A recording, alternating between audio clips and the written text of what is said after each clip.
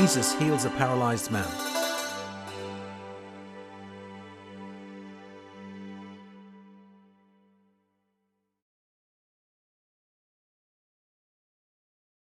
One day, while Jesus was teaching, some Pharisees and teachers of religious law were sitting nearby. It seemed that these men showed up from every village in all Galilee and Judea, as well as from Jerusalem. And the Lord's healing power was strongly with Jesus. Some men came carrying a paralyzed man on a sleeping mat. They tried to push through the crowd to Jesus, but they couldn't reach him. So they went up to the roof, took off some tiles, and lowered the sick man down into the crowd, still on his mat, right in front of Jesus.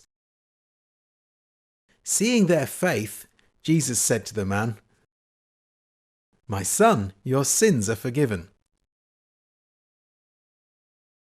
"Who does this man think he is?" the Pharisees and the teachers of religious law said to each other. "This is blasphemy. Who but God can forgive sins?" Jesus knew what they were thinking.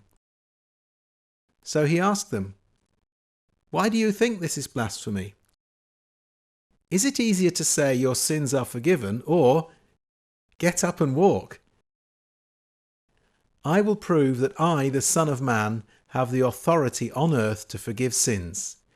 Then Jesus turned to the paralyzed man and said, "Stand up, take your mat and go on home, because you are healed."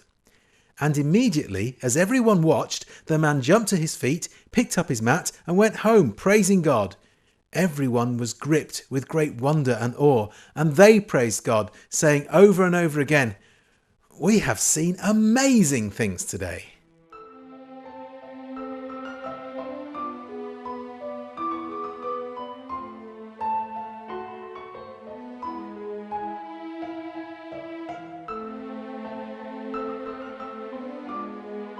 Later, as Jesus left the town, he saw a tax collector named Levi sitting at his tax collection booth.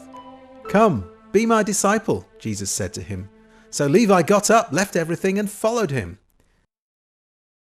Soon Levi held a banquet in his home, with Jesus as the guest of honor.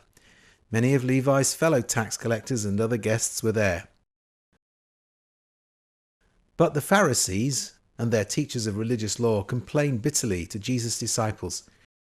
"Why do you eat and drink with such scum?" Jesus answered them, "Healthy people don't need a doctor. Sick people do. I have come to call sinners to turn from their sins, not to spend my time with those who think they are already good enough." The religious leaders complained that Jesus' disciples were feasting instead of fasting. "John the Baptist's disciples always fast and pray," they declared, "and so do the disciples of the Pharisees. Why are yours always feasting?" Jesus asked, "Do wedding guests fast while celebrating with the groom? Someday he will be taken away from them, and then they will fast." Then Jesus gave them this illustration. "No one tears a piece of cloth from a new garment and uses it to patch an old garment. For then the new garment would be torn, and the patch wouldn't even match the old garment. And no one puts new wine into old wineskins. The new wine would burst the old skins, spilling the wine and ruining the skins. New wine must be put into new wineskins. But no one who drinks the old wine seems to want the fresh and the new. The old is better, they say."